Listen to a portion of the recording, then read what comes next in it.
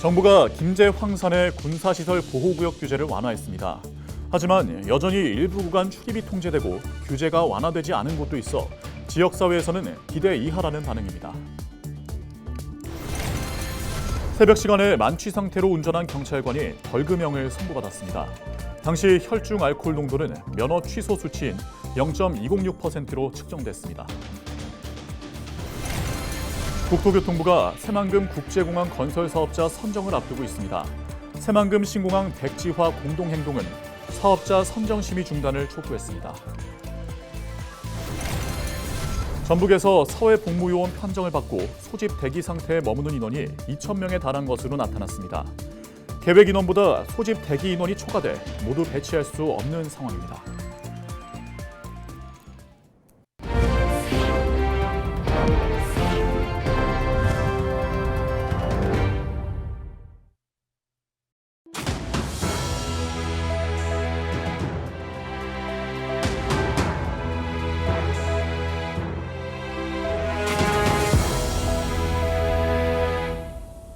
시청자 여러분 안녕하십니까? 헬로티비 전북뉴스입니다.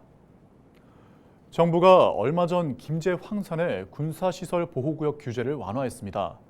덕분에 개발의 족쇄가 다소 풀렸는데요.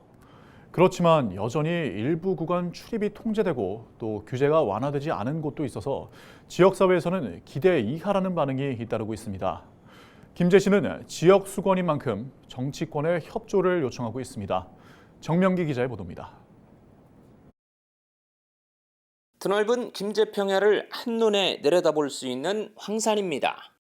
36년 전 군사시설 보호구역으로 묶여 각종 개발과 재산권 행사에 제약을 받아왔습니다. 그런데 지난해 말 정부는 민원 등 해소 차원에서 이 일대 규제를 완화했습니다. 21만여 제곱미터 축구장 3개 넓이가 통제 보호구역에서 제한 보호구역으로 바뀐 겁니다.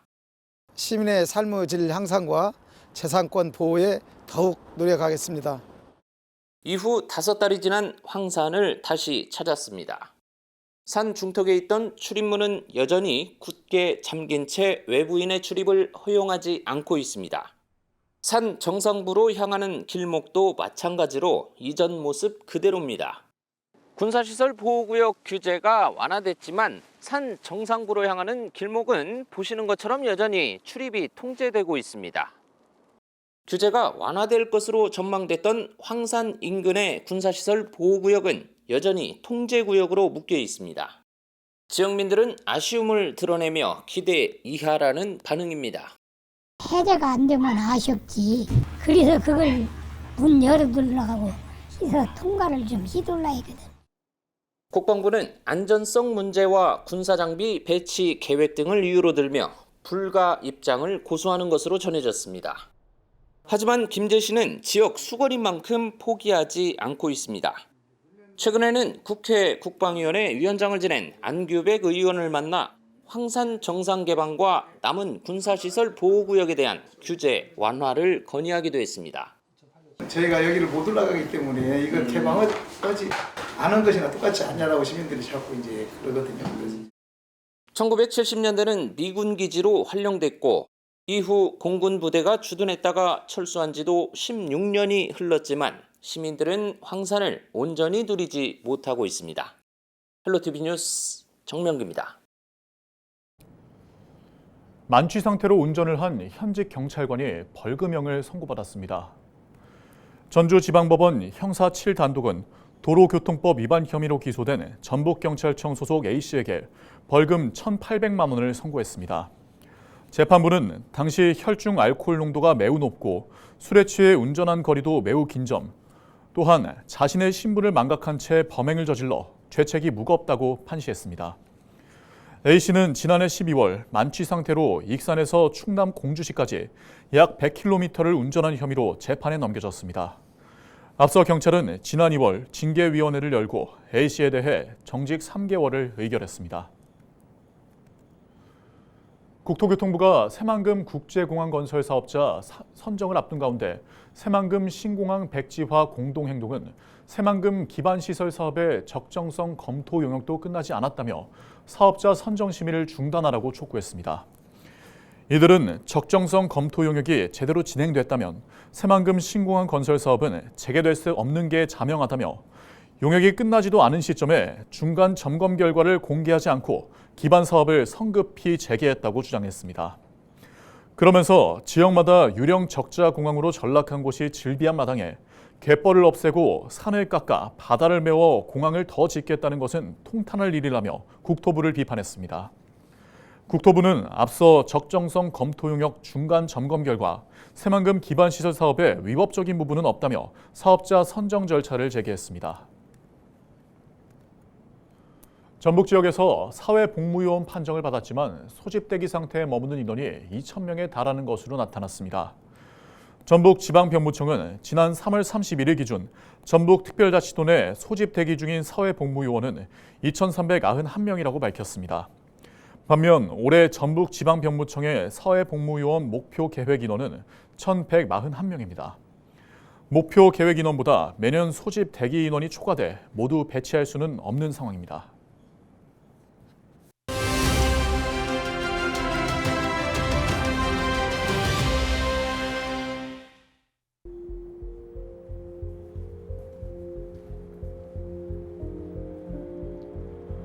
정부의 의대 정원 증원 방침에 반발해 전공의들이 집단으로 병원을 떠난 지 100일이 지났습니다. 전공의들의 집단 행동 이후 병원에서는 수술 일정이 지연되거나 진료에 차질이 빚어지면서 그 피해는 고스란히 환자들에게 돌아갔습니다. 심지어 충북 보은군에서는 도랑에 빠진 33개월 아이가 병원을 돌다 끝내 목숨을 잃는 등 안타까운 일이 잇따랐습니다. 전공의에 그치지 않고 의대 교수들도 사직서 제출과 휴진으로 정부에 맞섰습니다. 의사협회는 총선 전 낙선운동까지 꺼내들며 가세했는데요. 의대생들도 집단으로 휴학계를 내고 여태 수업을 거부하고 있습니다. 하지만 이미 의대를 가진 대학의 대부분이 정원 증원을 담은 학칙 개정을 마무리했습니다. 사실상 되돌릴 수 없는 건데요. 그런데도 전공의들은 의대 증원 철회를 조건으로 내세우며 복귀를 거부하고 있습니다. 환자는 방치한 채 자기 주장만 내세우는 의사 집단을 바라보는 국민의 시선이 고울 리 없겠죠. 우선 병원으로 돌아오고 테이블에 마주 앉아 정부와 협의해야 하지 않을까요? 의료개혁은 의사를 위한 게 아닌 환자와 국민을 위한 개혁입니다. 헬로티비 브리핑이었습니다.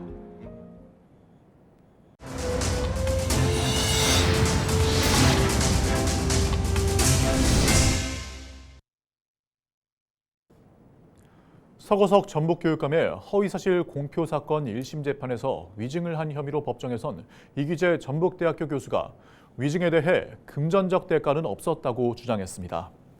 31일 전주지법에서 열린 재판에서 이 교수는 측근인 A씨가 서 교육감의 처남인 유모 씨와 접촉해 교육청에 생면 납품권을 따내려고 한 것은 기존 채무를 갚으려는 목적이었다고 진술했습니다. 재판부는 이날 피고인 신문 내용을 토대로 추후 변론 종결 여부를 결정하기로 했습니다.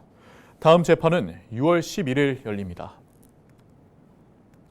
김석환 정읍시 의원이 지난 6일 지방선거 과정에서 자신에게 불리한 허위 사실을 보도한 기자를 상대로 낸 손해배상 소송에서 일부 승소했습니다. 전주지방법원 정읍지원 민사 3단독은 김 의원이 인터넷 매체 기자 A씨를 상대로 낸 손해배상 청구 소송에서 A씨가 김 의원에게 모두 400만 원을 지급하라고 판결했습니다. 앞서 광주고법 전주재판부는 A씨에 대해 허위사실의 전파성이 상당하고 후보자의 경력을 고려할 때 허위사실 내용이 후보자 평판에 미치는 영향력 또한 상당하다고 보인다며 범행을 결코 가볍게 평가할 수 없다고 판단했습니다. 정읍시의회 제294회 임시회가 11일간의 일정을 마치고 폐회했습니다. 시의회는 정읍시 다문화 가족 지원 조례 일부 개정 조례안 등 15건의 안건을 가결했습니다. 당초 예산보다 975억여 원 증액된 1조 2089억여 원 규모의 정읍시 추가 경정 예산안을 통과시켰습니다.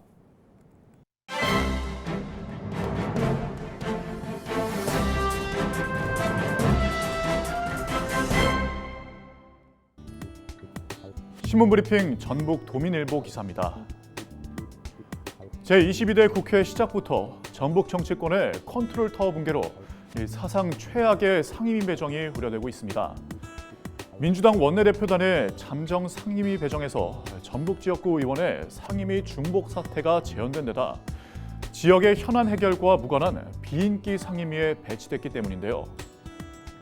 특히 지난 4.10 총선에서 형성된 전북 중진 시대에 대한 도민의 기대와는 달리 국회 상임위원장직도 현안 해결과는 다소 거리가 있는 상임위를 맡을 것으로 신문은 예상했습니다. 국민의힘과 민주당의 국회 원구성 협상이 변수로 남아있지만 민주당이 밝힌 의원들의 상임위 배정은 도민들의 입장에서는 쉽게 받아들이기 어려워 보이는데요. 전북 정치권 관계자는 국회 상임위 배정과 관련해 국민의힘과 원구성 결과에 따라 일부 변화가 예상되지만 큰 틀에서 바뀌지는 않을 것 같다며 민주당이 밝힌 상임위 배정안이 22대 국회 상임위 배정의 최종안이 될 수 있다고 밝혔다고 신문은 전했습니다. 지금까지 신문브리핑이었습니다.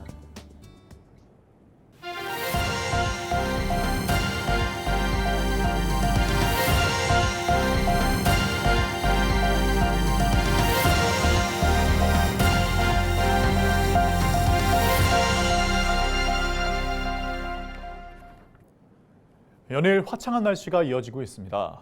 이럴 땐 어디론가 떠나고 싶으실 텐데요. 지난 2015년 영화배우 원빈 이나영 씨가 결혼식을 올렸던 소박한 청보리밭은 어떨까요? 구불구불 비좁은 국도를 따라가야 하지만 찾는 재미는 물론 소박한 청보리밭이 선물하는 나만의 시간을 즐길 수 있다고 합니다. 박건상 기자의 보도입니다.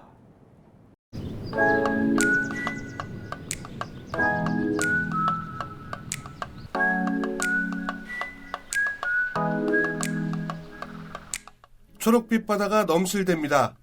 파란 하늘에 기암절벽이 둘러싼 청보리밭. 이곳은 지난 2015년 배우 원빈과 이나영 씨의 결혼식이 열렸던 곳입니다. 예능 프로그램인 삼시세끼 촬영 장소로도 유명한 정선 덕우리 마을의 청보리밭은 지금이 절정입니다. 앞으로는 맑고 깨끗한 계곡이 흐르고 뒤에는 절벽산이 있는 이곳 덕우리 마을에는 5월과 6월 사이 매년 이렇게 청보리밭이 조성되고 있습니다. 국민고향 정선을 방문하는 여행객이라면 절대 놓치지 말아야 하는 숨겨진 관광지 중 한 곳인 덕우리 청보리밭. 많은 사람들이 찾고 있진 않지만 일부 입소문을 듣고 찾아온 관광객들은 생각했던 것보다 아름다운 청보리밭의 절경에 빠져듭니다. 바람에 흔들리는 모습이 지금 햇살하고 너무 예쁜 것 같아요. 너무 자연스럽고 오늘 날씨랑 바람이랑 자연이랑 하늘이랑 구름이랑 네, 너무 한상이네요. 네. 청보리밭 처음 보러 왔는데 되게 지금 날씨랑 색깔이랑 어울려서 이뻐요. 되게 이뻐요. 바람 부니까 더 살랑살랑한 게 이쁜 것 같아요. 깎아지는 듯한 절벽산과 하늘은 그야말로 작품입니다. 또 청보리밭 끝자락에는 천천히 굽이치는 강물도 있습니다. 작은 물고기들이 여유 있게 헤엄치는 모습은 덤으로 즐길 수 있습니다. 정선군에서는 관광객들을 위해 청보리밭길에 야자 매트를 깔고 곳곳에서 인생사진을 남길 수 있도록 공간도 마련했습니다.